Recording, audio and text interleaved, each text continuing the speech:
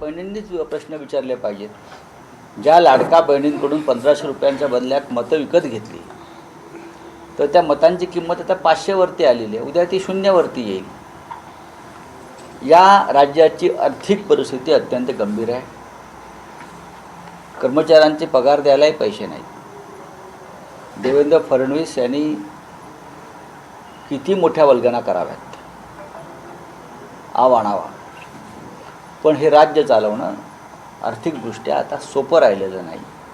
याचं कारण गेल्या 3.5 वर्षामध्ये या राज्याची आर्थिक शिस्त पूर्णपणे बिघडली.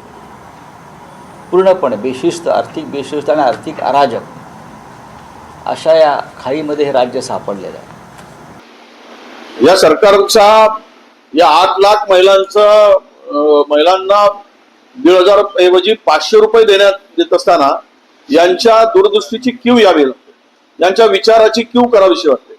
अरे ज्यांना निराधारांना जर 1,500 रुपये मिळत असतील सरकारकडून, राज्य आणि केंद्राकडून, तर तुम्हाला तिथेही खुपतं आणि दुखतं, आणि त्यांना मात्र 500 रुपये देण्यासाठी तुम्ही वरून 500 रुपये देताय, कारण 1000 रुपये सरकारकडून मिळतात म्हणून.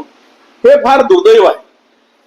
म्हणजे मतासाठी त्यावेळेस सरसकट निर्णय घेतले, मतं घेतली, आणि आता मात्र यांची या योजना गुंडाळण्यासाठी किंवा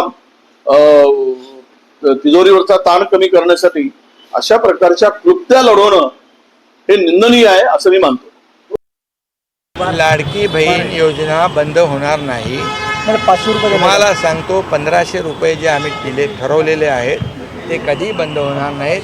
किंबहुना जेव्हा सरकारची आर्थिक ताकद वाढेल तेव्हा आम्ही जे बोललेलो आहे वचननाम्यामध्ये हे सगळं पूर्ण करणार.